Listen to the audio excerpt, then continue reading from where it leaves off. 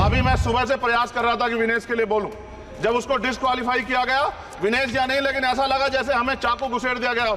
मेरे आज भी याद है उस प्रोटेस्ट में मैंने रातें काटी हैं और 4-4 गोली खाई मैंने। ये देश की अस्मिता से जुड़ा मामला था, पर हमने हमारी मांग ये थी कि सरकार स्टैंड क्लियर कर दे, तब भी सुनवाई नहीं की गई। जब मंत्री बोलने आए तो हमने उनसे कहा कि हमें कुछ इन्फॉर्मेशन चाहिए, उस पर बात नहीं हुई।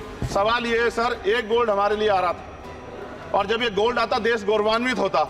और क्या व्यवस्था थी सर कि उसका वेट बढ़ गया, पता ही नहीं लगा सिस्टम के लोगों को। क्या बेवकूफ़ी की गई है, ये सोचने का विषय है सर। ये बहुत महत्वपूर्ण देश की बेटी का मामला है। ये हरियाणा की बेटी नहीं है सर, वो एक जात की बेटी नहीं है, वो हमारी बहन है, देश की बेटी है। और आपने क्या किया हरियाणा के साथ?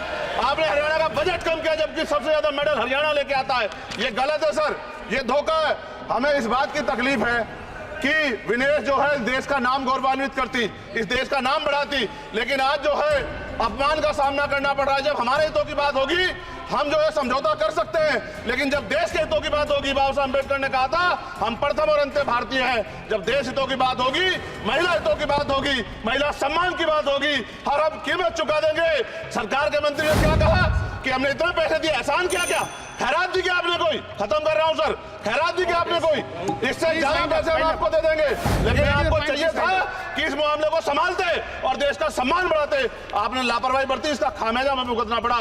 मैं आपसे आग्रह करूंगा कि जब वो बेटी देश लौटे सर, जब वो बेटी देश लौटे, रुक जाओ प्लीज, प्लीज, जब वो बेटी देश लौटे, मैं आपसे आग्रह करूंगा कि स्पीकर सर यहाँ बुला के उसका सम्मान करें।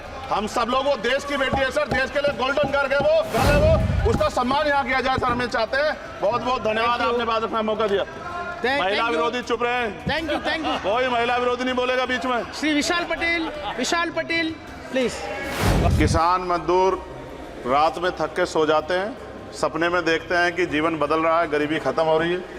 सुबह जब आँख खुलती है तो लगता है वापस झुका तू है। ऐसा ही इस बार का बजट गरीबों के लिए था। महोदय, मैं अपने क्षेत्र से शुरुआत करूंगा।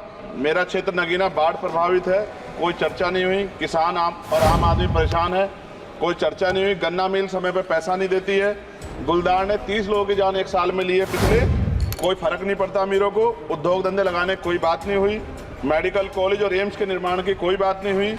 ग्रामीण क्षेत्रों में खेलों को बढ़ावा देना, स्पोर्ट्स कॉलेज की कोई बात नहीं हुई। महोदय, देश में भूमि सुधार किया जाए। लाखों बीघा जमीन जो है भूमाफिया ने कब्जाई हुई है, भूमिहीन लोगों को भूमि दी जाए। बिजली के दाम में कटौती की जाए, गरीबों को कम दाम पे जो है बिजली उपलब्ध कराई जाए। ठेकेदारी प्रथा, संविदा, लेटर एंट्री खत्म की जाए, पक्की नौकरी दी जाए। निजीकरण की वजह से सरकारी नौकरियां लगभग खत्म हो गई हैं। मेरी मांग है, और मैंने निजी विधेयक भी पेश किया था, कि निजी क्षेत्रों में SC ST की OBC के लोगों को आरक्षण की व्यवस्था कराई जाए और पुरानी पेंशन बहाल की जाए। लोगों के पास एक तरफ सरकारी योजना चलाकर प्रधानमंत्री आवास योजना जो है उसके नाम पर मकान दिए जाने की बात होती है, वहीं दूसरी तरफ लखनऊ के अकबर नगर को तोड़ दिया जाता है। नवी मुंबई में के खार घर में What is his name? Patil. Patil is not Shankar. No, this is the caste. की जा This is Kashmir, Chandrasekhar. No, this Patil. Mike नहीं है सर, बंद कर रहे हो sir? Independent. This is independent. आ गया, धन्यवाद। हमारे लोग सर आर्थिक रूप से बड़े कमजोर हैं और 2 अप्रैल 2018 के मुकदमों के लिए कई बार सरकार से बात हुई, वापस नहीं हुई, उनको वापस करा जाए। भीमा को वकीलों को बहुत पैसे लगते हैं सर। भीमा कोरे गांव में 3000 लोगों पे मुकदमे हुए थे महाराष्ट्र में, वो वापस नहीं हुए। पुणे में दीक्षा भूमि जो हमारा गौरव है, उसका वहाँ पार्किंग बना के उसको अपमानित किया जा रहा है, इसको बंद कराया जाए। पेट्रोल पंप के जो डीलर्स मार्जिन है वो 2017 से नहीं बढ़ा सर, इसका असर ग्राहकों पे पड़ता है। इसका असर जो है पेट्रोल पंप के नेटवर्क सुचारू रूप से चलाने पे पड़ता है।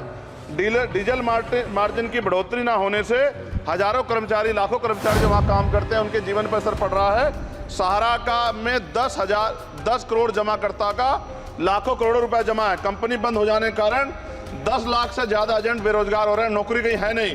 भुगतान ना होने के कारण जमाकर्ताओं के द्वारा एजेंट पर जबरदस्ती भुगतान कराने का दबाव बनाया जा रहा है, जिसके कारण 5000 से ज्यादा एजेंटों ने आत्महत्या कर ली है।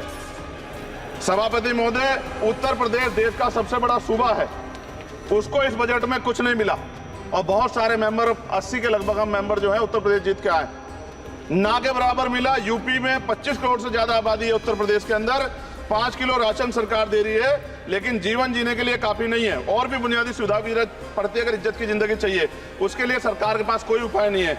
यूपी जब एक बड़ा राज्य है, लेकिन यूपी में भाजपा सरकार की विकास गति बहुत धीमी है। हमारी सरकार से, केंद्र की सरकार से मांग है, हमें यूपी की सरकार की चिंता नहीं है, लेकिन यूपी की जनता की चिंता है। मैं मांग करता हूं कि यूपी को 4 भागों में विभाजित किया जाए।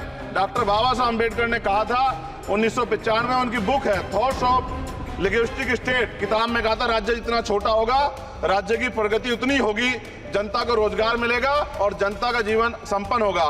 मोदी, एक बात मुझे आपसे कहनी है, आपने भी ये विषय उठाया था जब आप अब अपनी बात रख रहे थे, शेड्यूल कास्ट के साथ जो धोखा किया गया सुप्रीम कोर्ट के जरिए, आप इस बात को इस तरह समझे, 1.5 साल पहले मैंने मांग की थी, अगर इतना हितैषी हमारे लोग होते तो जब ईडब्ल्यूएफ 10% दे सकते हैं तो 5% शेड्यूल कास्ट की उन जातियों को दिया जा सकता था, लेकिन दृढ़ संकल्प और इच्छा शक्ति नहीं है गरीबों के उत्थान की। साथ साथ ओबीसी की जातियां, उनको भी दिया जा सकता था। ये जो हमारे साथ खेल किया गया है, ये खेल जो है, इसमें बहुत गुस्सा है। सरकार को संज्ञान लेना चाहिए और सत्ता और विपक्ष दोनों जो है अपना स्टैंड क्लियर कर दें, क्योंकि दलित समाज, आदिवासी समाज इसको देख रहा है।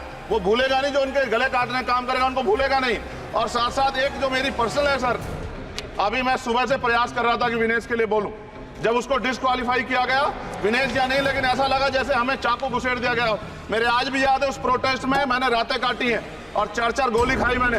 ये देश की अस्मिता से जुड़ा मामला था, पर हमारी मांग ये थी कि सरकार स्टैंड क्लियर कर दे, तब भी सुनवाई नहीं की गई।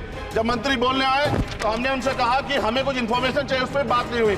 सवाल ये है सर, 1 गोल्ड हमारे लिए आ रहा था, और जब ये गोल्ड आता देश गौरवान्वित होता। और क्या व्यवस्था थी सर कि उसका वेट बढ़ गया, पता ही नहीं लगा सिस्टम के लोगों को। क्या बेवकूफी की गई है, ये सोचने का विषय है सर।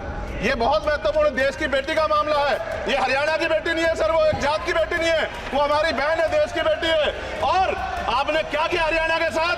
आपने हरियाणा का बजट कम किया, जबकि सबसे ज्यादा मेडल हरियाणा लेके आता है। ये गलत है सर, ये धोखा है। हमें इस बात की तकलीफ है कि विनेश जो है देश का नाम गौरवान्वित करती, इस देश का नाम बढ़ाती, लेकिन आज जो है अपमान का सामना करना पड़ रहा है। जब हमारे हितों की बात होगी, हम जो है समझौता कर सकते हैं, लेकिन जब देश के हितों की बात होगी, बाबा साहब अम्बेडकर ने कहा था हम प्रथम और अंत्य भारतीय हैं। जब देश हितों की बात होगी, महिला हितों की बात होगी, महिला सम्मान की बात होगी, हर हम कीमत चुका देंगे। सरकार के मंत्री ने क्या कहा कि हमने इतने पैसे दिए, एहसान किया क्या? खैरात दी क्या आपने कोई? खत्म कर रहा हूं सर, खैरात दी क्या आपने कोई? इससे ज्यादा पैसे हम आपको दे देंगे, लेकिन आपको चाहिए था कि इस मामले को संभालते और देश का सम्मान बढ़ाते। आपने लापरवाही बरती, इसका खामियाजा हमें भुगतना पड़ा।